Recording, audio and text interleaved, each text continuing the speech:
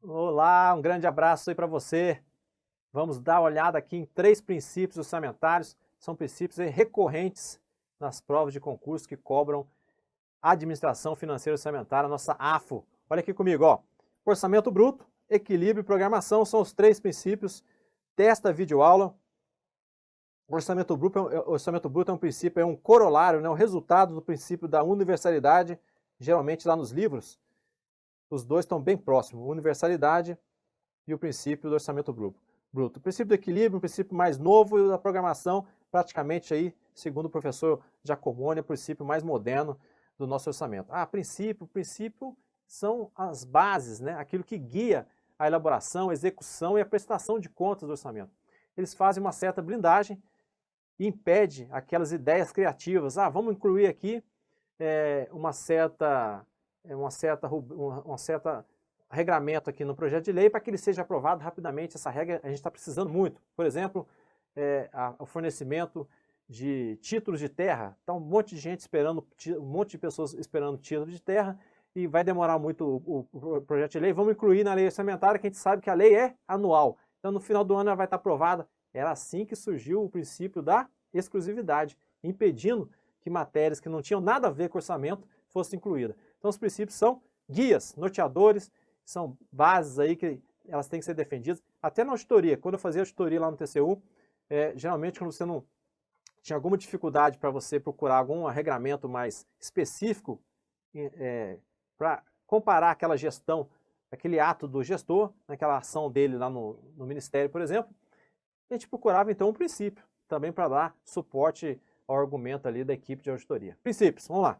Orçamento bruto, equilíbrio e programação. Lembra do nosso quadro do professor Lino Martins? Os princípios são gerais para receita e despesa, específicos só para receita. Os gerais substanciais e formais substanciais com relação ao conteúdo. Vamos ver esses 3 aqui que a gente está falando agora?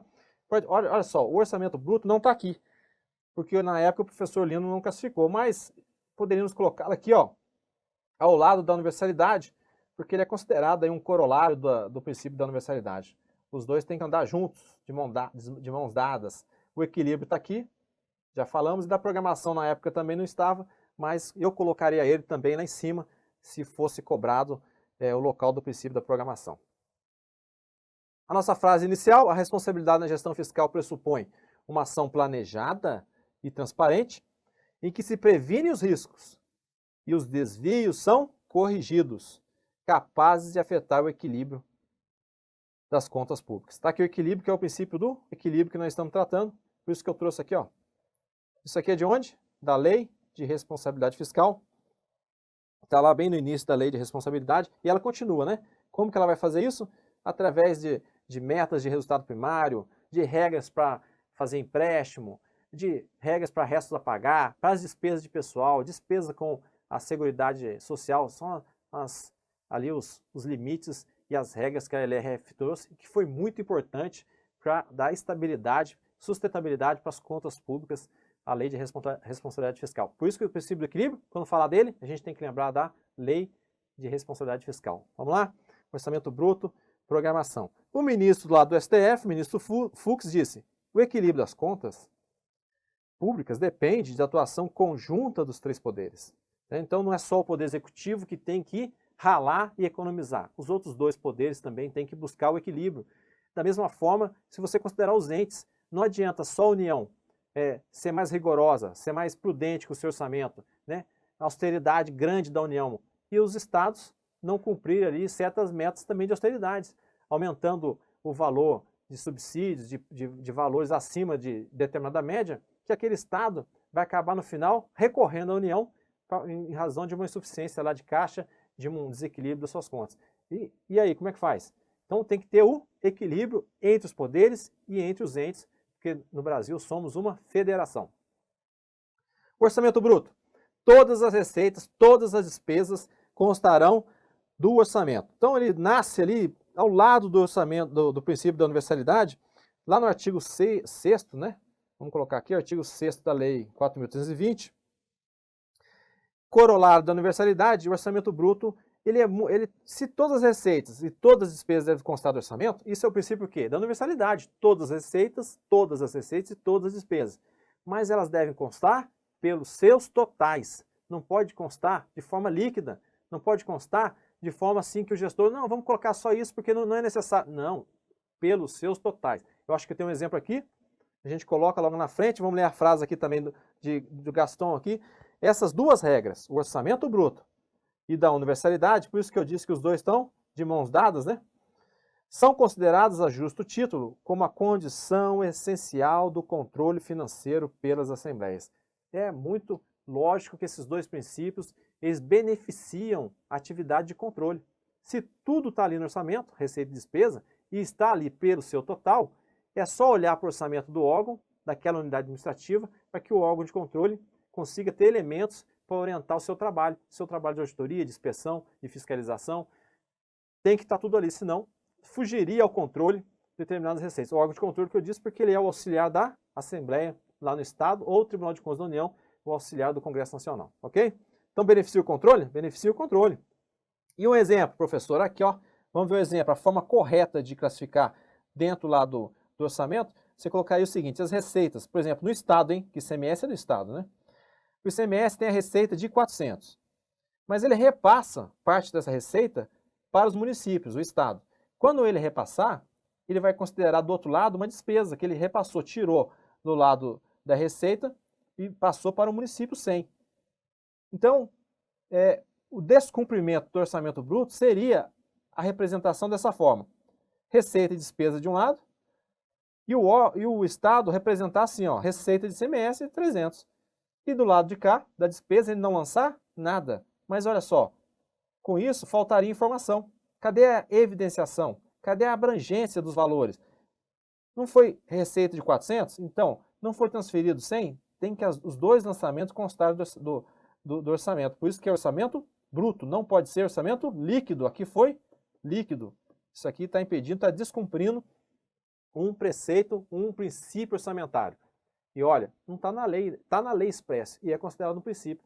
Ah, mas se não tivesse, aí era muito fácil surgir aí algumas ideias de não precisa colocar pelo valor bruto, basta colocar pelo valor líquido, o que facilitaria até desvios, né, de recursos, malversação do recurso público. E cai na prova, orçamento bruto? Cai na prova, quer ver? Ó? Todas as parcelas da receita e da despesa, elas devem aparecer no orçamento sem qualquer tipo de dedução. Sem qualquer tipo de dedução. Em cumprimento ao princípio orçamentário do orçamento bruto. Tá certo. Às vezes a banca coloca outro princípio, ela coloca todo o enunciado correto e cita outro princípio. Aí você tem que considerar errado. Então nesse caso aqui está correto, colocou orçamento bruto, a gente puxa aqui a resposta para conferir. Está correto. E agora eu acho que essa questão aqui ela é mais polêmica um pouco. Vamos ler com cuidado. Considerando que determinado ente, ao elaborar sua proposta de lei orçamentária, então só LOA, elaborar só LOA, para o exercício de 2019, tenha previsto dotações orçamentárias suficientes para suportar 24 meses de despesas correntes. Julgue, o referido procedimento, ele contraria o princípio do orçamento bruto? Tem a ver aqui com o orçamento bruto? Você colocar dotações para suportar não os 12 meses, que seria o correto, né? Que está fazendo a previsão para o ano X. Não, previu para o ano X e o X mais 1. X e X mais 1, 2019 e 2020, no caso do exemplo. Então, ultrapassou o período de um ano. Então, aqui seria o orçamento bruto? Eu aqui analisaria como descumprimento do princípio da anualidade. Que a anualidade diz que o orçamento tem que ser para um ano, período de um ano, de 1º de janeiro até 31 de dezembro. Mas, aí você vai atrás da banca, né? Você vai pesquisar e vai ver que a banca utilizou essa mesma questão, esse mesmo formato, num outro certame. E aí diz que aqui se refere ao princípio da exatidão. Olha só, isso aqui seria, eu lembro dessa questão, seria o princípio da exatidão, que o orçamento não está preciso, exato, né? Voltado para aquele período. Houve um superdimensionamento. Acho que o Giacomoni cita esse superdimensionamento em relação ao princípio da exatidão. Por isso que a banca colocou exatidão. Mas também da anualidade, né? Você concorda comigo ou não? Eu acredito que da anualidade também, muito mais da anualidade, mas a gente tem que tratar disso, citar esses casos. Então aqui a banca usou em outra situação que esse Essa situação se refere ao princípio da exatidão, o descumprimento, né? E eu ainda colocaria aqui da anualidade também. E vamos em diante, né? Não podemos parar. Se a gente parar nesses casos da banca, esses casos são mínimos. O que faz você aprovar não são esses casos. Você tem que ser aprovado para aquela matéria que você estudou, que você tem domínio nela, você vai para a prova, né, com condições de ser aprovado. Ah, uma ou outra você vai ter dúvida, você vai ter que discutir com a banca, mas não adianta. Você vai fazer o recurso, é claro, mas lá para frente, isso aí você vai ver que isso aí foi migalhas. O que valeu mesmo foi você ter sido aprovado naqueles 90% ali que você tinha domínio e que você conseguiu enfrentar bem. Princípio do equilíbrio. O orçamento público busca-se a satisfação das necessidades coletivas. É um princípio também relativamente novo, e o princípio do equilíbrio está lá na LDO. E o que fala o princípio do equilíbrio? Que as receitas e as despesas, a LDO tem que perseguir, né, esse princípio, né? Ela tem que manter em equilíbrio. Se tiver menos receita e mais despesa, a gente está tendo déficit. É o que está acontecendo agora com o orçamento da União.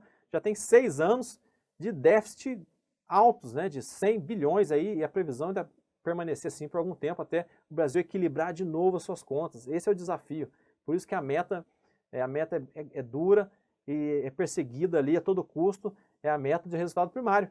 Então, a hora que o Brasil equilibrar de novo a receita e despesa, aquilo que o Brasil arrecada, conseguir pagar suas contas só com aquilo que arrecada. Se você está arrecadando menos do que está gastando, você está em desequilíbrio. E aí aqui, ó, do outro lado, quando estiver superando, ó, receita maior que despesa, temos o superávit. Está superando, né? E aí tem duas vertentes, deixa eu ver se eu coloquei aqui, não, vamos falar delas aqui, ó. O princípio do equilíbrio, então, se pegarmos o orçamento da União, ó, PELOA, o projeto de LOA de 2020, valores em bilhão, lá é dividido em orçamento fiscal, seguridade social, orçamento de investimento, e tem essa rubrica lá do refinanciamento em separado, que assim pede a LRF.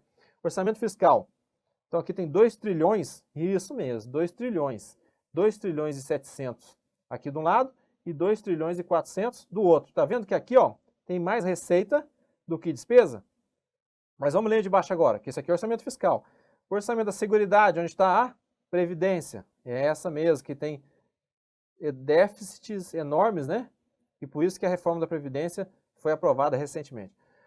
Então, parte dessas receitas aqui do orçamento fiscal vão cobrir o rombo aqui embaixo, ó, que é o déficit do orçamento da Seguridade. Então, parte vem para cá para fazer a cobertura, porque aqui a receita que foi recolhida aqui, ó, não consegue fazer frente a essas despesas. O orçamento de investimento está idêntico. No final faz o refinanciamento da dívida pública. E aqui temos o total. O total está igual ao total daqui, o total de receita está igual ao total de despesa, então o orçamento está equilibrado. É assim, é uma vertente. É vertente contábil, né? Você olha para o orçamento e vê que numericamente ele está equilibrado. Mas tem uma vertente. Essa aqui é a primeira vertente. Tem a outra vertente, que é a vertente mais de uma ótica econômica, que vai dizer o seguinte: não, mas como é que está equilibrado se há aí um refinanciamento, se há empréstimos para fazer frente às despesas? Então esses empréstimos deveriam ser considerados. Então, nessa ótica da vertente econômica, a gente diria que o orçamento está desequilibrado. Tem essas duas vertentes, tem que tomar muito cuidado na prova. Se ele citar, né, na ótica econômica, você tem que considerar se há refinanciamento, empréstimos que são necessários, né, para refinanciar a dívida, então não há equilíbrio. Mas, como esse princípio não está na Constituição, a gente busca, ele está em lei infralegal, então não tem esse conceito, então a gente busca ele de forma contábil e assim que é entendido pelo governo. Vamos ver aqui a leitura da questão. Leia aí você para ver se você consegue acertar essa. O princípio do equilíbrio estabelece o quê? Que o montante da despesa não deve ultrapassar a receita prevista para o período. O montante da despesa não deve ultrapassar a receita prevista para o período. Está correto? Correto, né? Assim, de forma geral, sem entrar dentro da discussão das óticas que eu acabei de citar, da vertente econômica e contábil, a vertente dominante é a contábil, que diz que tem que ser o mesmo valor. Mas pode estar incutido aqui, né, implicitamente aqui, pode estar empréstimos que deixariam, então, esse princípio, não atendimento ao princípio na ótica econômica. Vamos ver se tem outra. O governo federal, no final de 2018, ele anunciou uma previsão de déficit, olha só como é que usa a prática, né, as questões de prova. No final de 2018, anunciou uma previsão de déficit orçamentário de 159 bilhões. É isso mesmo, 159 bilhões. Para tal previsão, além de óbvia questão de sua necessidade de financiamento pela sociedade, está vendo quem financia aqui o déficit? A sociedade. Fere princípios orçamentários, dentre os quais destaca-se o princípio do equilíbrio. Pois é, aqui já entra na discussão da parte do empréstimo e realmente, dentro dentro do princípio aqui, você vai se socorrer a sociedade para poder fazer frente. Temos que acrescentar ainda que, não estando na Constituição Federal o princípio do equilíbrio, mas a gente tem que lembrar lá do artigo 67 da Constituição, 167, inciso 3, que é a regra de ouro, que, de certa forma, traz uma defesa ao equilíbrio da sustentabilidade das contas públicas, que lá impede o empréstimo para fazer o quê? Aplicação em despesa corrente. Né? É o 167.3, a regra de ouro, que recentemente, ela foi flexibilizada, né? Foi aprovada no Congresso a sua exceção para poder fazer frente a benefícios, por exemplo, do Bolsa Família. E, de novo, vão ter que fazer isso porque o projeto de lei já prevê essa necessidade. Então, olha, a regra de ouro, ela busca que só pode fazer empréstimo se for para despesa de capital, mas para despesas correntes, salvo se a autorização é de forma específica e por maioria absoluta do Congresso Nacional. Olha, maioria absoluta, é um projeto de lei de crédito, né? Mas vai ser aprovado por maioria absoluta do Congresso Nacional. Bom, mas não é só lei complementar, nesse caso é um projeto de lei ordinária, né? Lei de crédito que vai ser aprovado por maioria absoluta. Flexibilizando a regra de ouro para poder pagar as contas, senão não paga, né? Ok? Lembrar então da regra de ouro lá, que de alguma forma ela tem ligação com o princípio do equilíbrio. Acho que agora é o próximo princípio, vamos lá. Princípio da programação mais moderno, fundamentos na obrigatoriedade dos gastos estarem quê? Em programa de trabalho, é o que está lá no artigo 2º da Lei 4.320, né? 4.320 já fala em programa de trabalho, é ali o nascimento do nosso orçamento do tipo programa. Primeiro ele é citado lá na 4.320, ali o seu embrião, depois no Decreto-Lei 200, que aí sim confirma o orçamento-programa. E essa programação, ela só existe em razão do orçamento-programa. Tem uma questão do Tribunal de Contas da União que cobrou isso, acho que ela está aqui no nosso slide. Ele cobrou que o orçamento-programa, a programação, né, esse princípio não faria sentido se não existisse o orçamento-programa. Então o orçamento-programa, ele nasce, e assim nasce o princípio da programação, vai se consolidando. Olha aqui, ó. Ele é corolário do planejamento e ele vai fazer o quê? Vai fazer essa intermediação entre o PPA e a LOA. Não, o programa estando no meio, ele traz aqui a sua programação e nela o detalhamento de receitas e despesas. O objetivo do programa é o quê?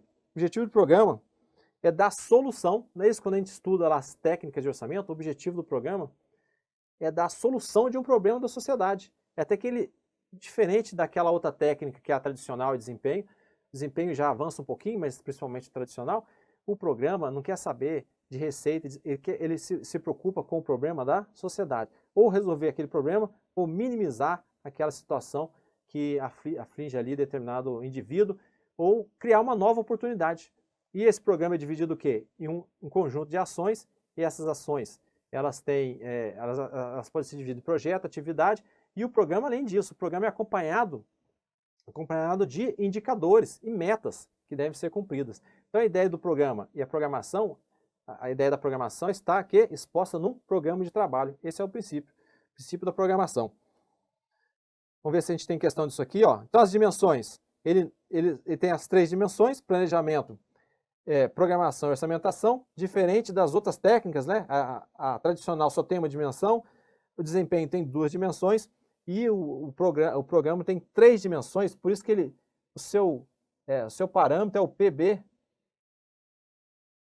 né? Lá dos Estados Unidos, que foi instalado nos Estados Unidos, que é justamente essas três palavras aqui, né? Que é orçamentação, programação e planejamento. Só que está em inglês, é o sistema, né? Sistema de programação, planejamento e orçamentação. Isso aqui, algumas questões, às vezes faz a ligação entre o PBBS com o princípio da programação. E o programa até foi destaque agora no novo PPA 2020 2023, que traz lá a definição também do programa como elemento integrador, de integração entre o PPA e as ações. É ele que faz o link entre o planejamento estratégico e o planejamento operacional, né, lá embaixo, que é da LOA. Fique ligado então. A lei do orçamento conterá a discriminação das receitas e das despesas, de forma a evidenciar a política econômica e financeira e o programa de trabalho do governo obedecido aos princípios, aqui você se lembra, que é o AU, mas eu queria destacar aqui, ó, programa de trabalho, pode ver que aqui já havia preocupação com a programação. O moderno princípio orçamentário, mas está vendo que as bancas vão chamar de moderno, e o Giacomoni também fala que é o princípio mais moderno, estabelece que o orçamento deve ter o conteúdo e a forma de programação. Tá certo, né? O orçamento deve ter o conteúdo e a forma de programação. Programação em direção à resolução de um problema que surge lá na sociedade. E aí, daquele problema, você vai construir as necessárias ações, né, o planejamento daquilo que é possível para se resolver, né, que é o planejamento. A programação, você traduzir aquele planejamento em ações viáveis e material que são necessários, para depois detalhar na orçamentação em termos financeiros, né, em termos de recurso, o que vai ser necessário para aquele órgão cumprir a sua responsabilidade perante a sociedade que espera a solução do problema. Diferente das outras técnicas que parte primeiro. Opa, eu tenho que gastar isso, então tem que ter essa receita aqui. Não. O programa, ele vem da necessidade, vem do problema, para depois você construir o que é preciso em termos de financeiros para poder levar a solução. Então tá certo, acho que aqui a próxima é do TCU. Ó. O princípio orçamentário da programação não poderia ser observado antes da instituição do conceito do orçamento-programa. Boa questão, né? Diferente das questões simplesmente de copia e cola, uma questão que leva você à reflexão e está correta, muito boa. E aqui é o nosso resumo. No nosso livro digital, a gente traz sempre o resumo, que é para facilitar resumos e esquemas, né? E no caso dos princípios, a gente optou pela tabela, a gente coloca aqui, ó, princípio do orçamento bruto. Todas as receitas e todas as despesas pelos seus totais, sem deduções. Artigo 6º lá. Isso aqui é cópia do artigo 6º da 4.320, hein? Mas é o texto claro, né? Equilíbrio. Receita e despesa em equilíbrio. Sim, na visão contábil, na visão econômica, que aí tem você considerar as despesas financiadas por receitas próprias, aqui sem financiamento. Programação, que acabamos de ver, são os gastos representados por programas de trabalho. Ok? Grande abraço.